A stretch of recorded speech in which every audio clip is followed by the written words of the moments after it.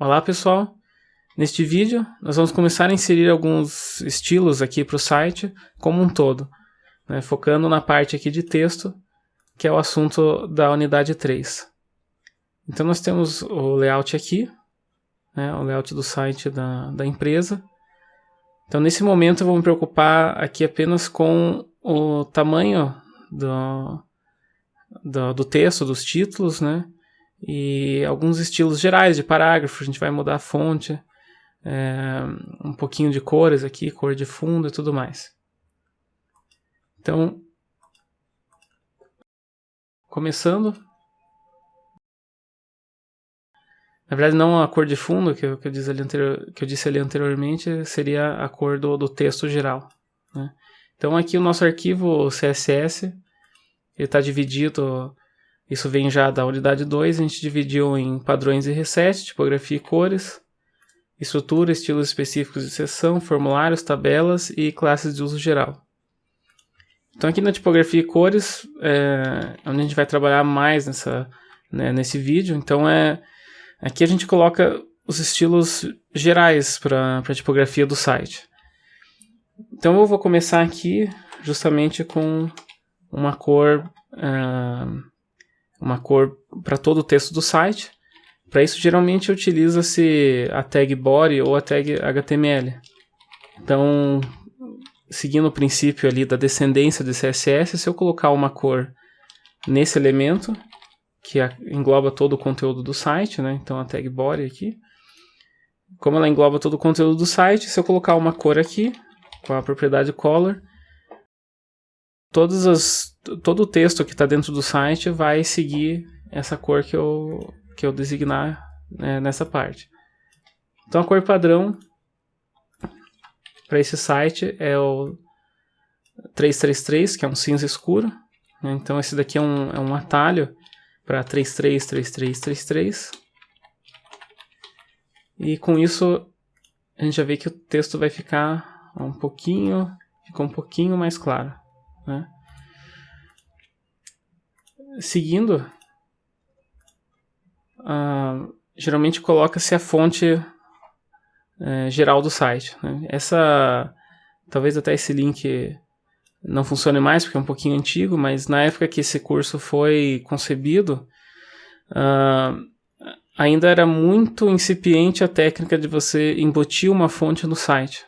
Então aqui até no próprio texto do curso eu digo que é importante utilizar uma fonte que a pessoa tenha instalado no computador, né? Então essa era uma realidade aí há alguns anos atrás, que ainda era muito complicado você embutir uma fonte no teu site. Hoje acaba sendo bastante fácil com sites que nem o fonts.google.com, né? O google.com/webfonts. Você tem fontes aqui, você consegue... eles te dão uma tag link que você coloca no site e consegue usar a fonte sem problemas, né? Então nesse ponto, na verdade em vários aspectos a linguagem CSS avançou bastante, né? Mas no caso desse site aqui, vamos usar uma que é chamada de font stack, né? Que é uma sequência de fontes que a gente também pode colocar aqui na tag body, usando a propriedade font family, e daí a gente coloca uma sequência de fontes que indica quais fontes que a gente quer que o site utilize. Então, por exemplo, aqui eu quero que use a Segoe UI. Se a pessoa não tiver essa fonte instalada, vai usar a fonte Candara. Se não tiver Candara, Bitstream, Vera Sans e assim por diante. Até chegar num genérico que é o sem serifa. Então, com essa mudança, você vê que já vai mudar de uma fonte sem serifa, que era ali a Times, no meu caso aqui, que é a fonte padrão. Já muda para a fonte Segoe UI. Prosseguindo. É interessante definir daí estilos de links. Então, aqui tem um detalhe importante, né, que eu já vou explicar. Que você pode definir estilos para link, estilizando a tag A como um todo, né? Então, para todas as tags A, eu vou ter algumas especificações. Só que, se eu clico no link, né, por exemplo, quando eu clico no link, aqui um exemplo, eu clico nesse link, ele não vai marcar como estando visitado, ou esse aqui, por exemplo, né, que já está um pouquinho roxinho, então esse daqui ele tá, o navegador está marcando como já visitado, né? Quando eu clico, você vê que ele fica vermelho, esse aqui é o estado ativo. Quando eu passo o mouse em cima, existe um estado que chama hover, né? Então esse ato de você passar o mouse em cima de um link, né? E tem também o focus, que é quando você foca com o teclado, usando a tecla Tab aqui, você vê que fica com por padrão ele fica com uma bordinha pontilhada, né? Então esse é o estado focus. Se eu coloco aqui só na tag A como um todo, coloco uma cor ou uma coisa assim, ele vai eliminar todos esses estados aqui. Então geralmente é recomendável que sejam colocados os estilos nessa sequência. Então, A::link, A::visited, A::hover, A::focus e A::active. E o que é esse 2 pontos aqui, né? Que é um pouquinho diferente dos outros símbolos CSS, né? Por exemplo, o ponto para classe ou o hash para ID. Isso aqui indica uma pseudoclasse. Então, basicamente isso quer dizer que é uma classe que ela... o nome pseudo, né, quer dizer, ela quase existe, né, ela semi-existe, vamos dizer assim. Esse 2 pontos ele quer dizer que essa classe ela existe, só que ela é implícita. Eu não tenho como definir essa classe, né? Então ela vem, vamos supor assim, vem de fábrica. Ali o navegador reconhece ela como uma classe que existe e que é válida. Então, para o link eu tenho essas 5. Então aqui seguindo o exemplo do texto, você tem aqui uma cor para o link, uma cor para o visitado, que é um cinza um pouco mais claro ali do que o 333. No hover, aqui eu coloquei a cor preta e tira o sublinhado, né? Então text decoration none. No focus, usa essa propriedade outline, fazendo uma borda pontilhada, né, dotted, de 1 pixel vermelho. Então F00 acaba dando vermelho, né, que é o máximo para vermelho, 0 para verde, 0 para azul. E no active eu também coloco a cor vermelha. Então eu vou salvar aqui o estilos.css, vou atualizar, e você vê que os links já ficaram um azulzinho um pouco mais claro. Quando eu passo o mouse em cima, você vê que o link fica preto e sai o sublinhado, né? E esse link aqui da home que está visitado, ele está cinzinho. Quando eu clico, o link fica vermelho e eu vejo aquela borda também que eu defini no focus. E se eu foco com o teclado, aparece o outline vermelho. Existem 2 propriedades no CSS, uma chama outline, que é usada aqui, que a outra chama border, né, que a gente viu em outro vídeo. A diferença entre outline e border é que outline não faz parte do box model. Então outline ele vai fazer uma borda, só que ele não ocupa espaço físico, vamos dizer assim, na página. Ele não ocupa um espaço que vai afastar as coisas para o lado. Então ele não faz parte do box model, é uma coisa alheia ao box model. Agora, continuando, geralmente eu estilizo a tag P, que é a tag de parágrafo. Então, aqui no nosso index.html a gente tem alguns parágrafos com texto, um texto aqui lorem y, né, de teste. Geralmente é interessante colocar alguns estilos gerais. Aqui eu vou usar todas as medidas em pixels, né? Então, para todos os parágrafos, font size 16 pixels, uma margem embaixo do parágrafo de 1.5 em e line height de 1.4 em. É tendência hoje você utilizar apenas a unidade em, né? Para começar a aprender, é interessante trabalhar com pixels. Pelo menos, também aqui vem uma questão na época que esse curso aqui foi escrito. Basicamente, a diferença de pixels e EMs é que pixel é uma unidade absoluta, então um pixel vai representar um pixel na tela mesmo, né? Enquanto o EM vai representar um tamanho de fonte.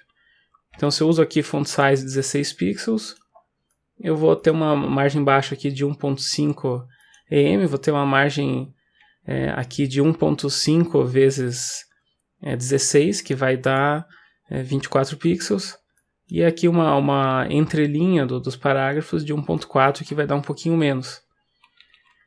Se eu omito o font size, se eu deixo 100, o navegador vai assumir o tamanho de fonte que está mais próximo, vamos dizer assim, do elemento, por exemplo, P.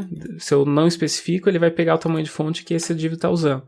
Se eu não especifiquei na div, eu dessa div. Se eu não especifiquei nessa div, eu dessa div. Se eu não especifiquei tamanho de fonte aqui nessa div, vai pegar do body. Ou se eu não especifiquei no body, vai pegar do HTML.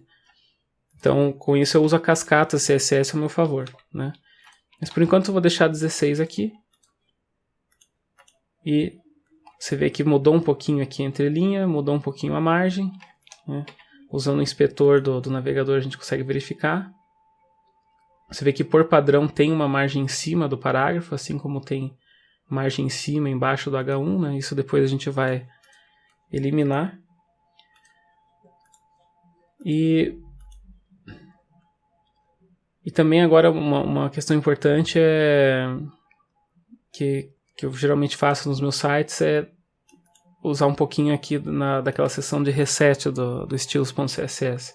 Então você vê que todos os títulos aqui estão em negrito, né? Geralmente o negrito ele deve ser usado com um motivo. Assim, né? Quando você trabalha com design gráfico, você acaba aprendendo que você reforçar as coisas na tela, você destacar, usar um negrito, usar uma cor diferente, tem o seu momento.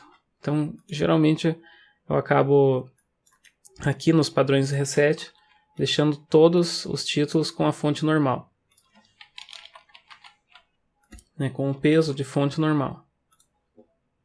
Então, você vê aqui que já vai ficar bem mais leve a minha aparência do site, e bem mais semelhante ao que eu quero chegar.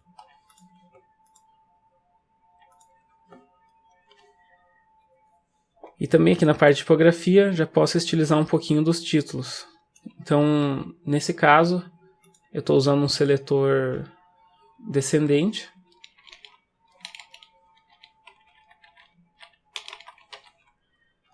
Então, todos os H1 que estiverem dentro da div conteúdo principal vão ter um tamanho de fonte aqui de 36 pixels e uma margem embaixo de meio EM. Então, isso aqui vai ser igual a 36 vezes meio, que vai dar 18 pixels. É interessante usar EM, né, nesse caso, porque se eu mudo o tamanho da fonte, aí a margem acompanha. Então vai depender aí do que cada um vai fazer com o seu site. E os H2 que estiverem dentro do conteúdo principal vão ter a font size aqui, o tamanho de fonte de 24 e a margem embaixo de meio EM. Isso já vai fazer com que esse título fique um pouco maior, né? Então, por enquanto, a gente não tem um H2 aqui dentro desse conteúdo principal, e esse daqui é o conteúdo secundário. No caso desse layout, se eu até verificar aqui na seção de empresa, se você verificar o layout, você vê que o tamanho do H2 aqui dentro do conteúdo principal é o mesmo tamanho e a mesma margem desse título aqui. Então, com isso, eu posso agrupar as regras, como está mostrando nessa parte. Então, eu posso colocar conteúdo principal H2 e conteúdo secundário H1, né? Então, o título dessa sidebar aqui. Eu quero basicamente o mesmo estilo. Então, eu posso agrupar colocando uma vírgula e colocando o segundo seletor. Com isso, eu vou ter aqui um título um pouco menor. Além disso, é interessante deixar alguns estilos gerais que vão ser úteis nas outras seções. Então eu vou copiar mais uma vez aqui e explicar um a um. Basicamente aqui eu estou especificando que listas não ordenadas e listas ordenadas dentro de conteúdo principal vão ter também um tamanho de fonte de 16 pixels, uma margem esquerda de 1.5 em, né, de 1,5 em, e uma margem baixa de 1,5 em. Também dessa forma fica até como um exercício, né, que você pode fazer aí no seu arquivo. Você vê que esses dois estilos aqui, eles se repetem, né, font size aqui é o margin bottom, então também pode ser o caso de fazer um agrupamento.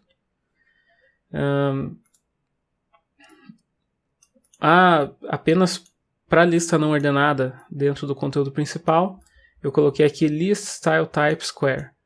Então isso basicamente diz, acho que aqui não tem nenhuma lista nesse momento, mas só a título de teste. Vou colocar aqui, tem um. Isso faz com que a lista, ao invés de ser essa bolinha, ou o item de lista, aqui vai ser um quadradinho.